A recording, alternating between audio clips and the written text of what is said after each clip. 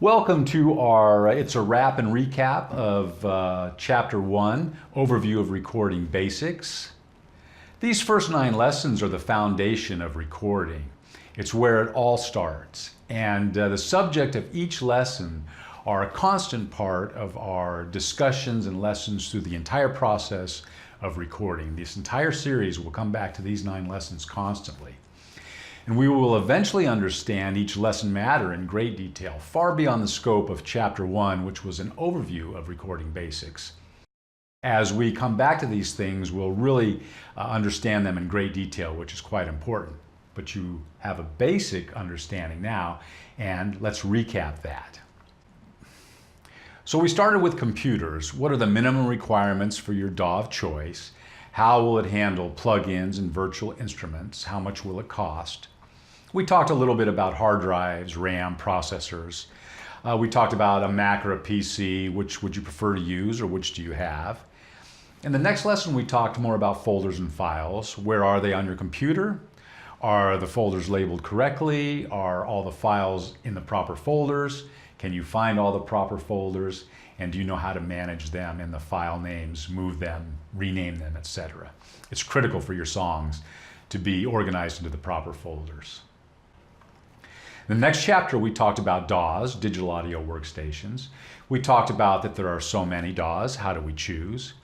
Are your needs so specific for your DAW that your choice should be 2? Well, maybe that's the case, because virtual instruments and loops and that sort of thing aren't included in all DAWs. So if that's something important to you, you're going to have to look into that and which DAW has the best value for you. We also discussed that your choice for DAWs almost can't be wrong, because almost any DAW can accomplish whatever you need. It doesn't mean you might not have a preference, but if your first choice isn't your best choice, not to worry. The key really is to make your choice, to learn your DAW, to get really comfortable with all of the thousands of functions. That's the key to happiness. We talked about audio interfaces, that yes, you do need one. And the first thing you need to know is which type of connection from your computer will work for your audio interface. Is it USB 2, USB 3, Thunderbolt? Other things we looked at were how many inputs and outputs you need. We also briefly looked at some of the connections that you might need from MIDI to SPDIF, and some audio interfaces will include these and some don't. Again, it's going to depend on what you can afford. In part 2 of audio interfaces, we discussed bit depth and sample rate. It's important to understand the basics of what bit depth and sample rate are. Then for lesson 5, it was an intro to studio monitors, because you do need studio monitors. Even less expensive studio monitors are better than your computer speakers in almost every case. Connections are important for your monitors as well. You got to pay attention to whether you're using TRS or XLR, because your audio interface and your monitors need to match on that. So you pay attention, and we did go over that. And the most important thing possibly is placement, and we did discuss that as well, and again, we will come back to it. Studio headphones are also an important tool for you in your recordings. It's an additional reference. It's an opportunity to record quietly through the late night, and when you're doing vocals, you're going to need to monitor through headphones, of course. So studio headphones are also important. Lesson 7 was a brief overview of acoustic treatment. Important to consider, because most of us are recording in rooms not designed for recording. So you have sound bouncing off the walls this way and that, and/or too many absorbing surfaces. All things that could make it a little bit difficult to hear, so some acoustic treatment can be very important.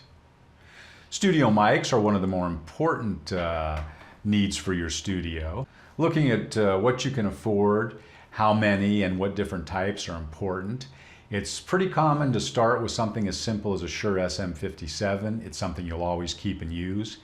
Anything like that will get you started and work, and then hopefully what happens is you add additional mics as time goes on. And just make sure that you buy a studio mic and do the best you can with affordability.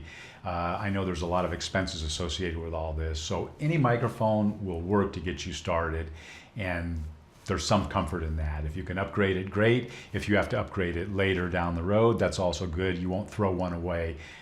Additions are just that. They always help. We talked about virtual instruments and others, a quick look at instruments and how you will use them, whether you plug them into your audio interface or whether they're controlled through your DAW and a MIDI keyboard, whatever it takes to get those recorded. So those are the 9 lessons of Chapter 1, and that's the recap for Chapter 1. So thanks for stopping by. I hope to see you in Chapter 2, which is downloads and installs. That's where we'll install our audio interface drivers, our digital audio workstations, our plugins, and we'll take that from the download to the install and make sure everything's set up right on your computer. If you like the videos, please subscribe. Look for a new video every Friday, and I'll look for you next time on Sam's Music Room. Bye now.